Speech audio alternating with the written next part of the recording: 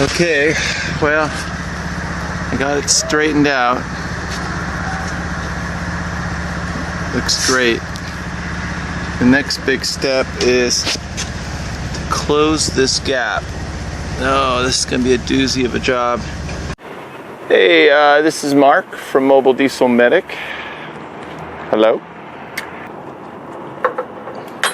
And I'm going to weld a ring at the top of this tower, pull it straight, but I'm going to mount the ring on the left side, so when we pull, I don't know if you could tell, but the hook is to the right of the tower, so the chain is going to be going this way, so when we have the come along, it's going to be pulling the tower this way, but it's also going to rotate the tower this way.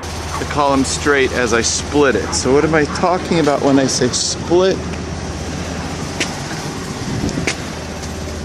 Right down here, there's a lot of tension on this column. I'm going to split up here with the cutoff wheel and watch this gap start to shrink, hopefully. And I want to make sure I can align this tower before I pull all the hydraulics out, because it's going to be a big mess yanking all the internal lines, and I don't want to do that if it's not a fixable repair. So start with the weird thing first, and we'll see what happens, and stand by for more video footage.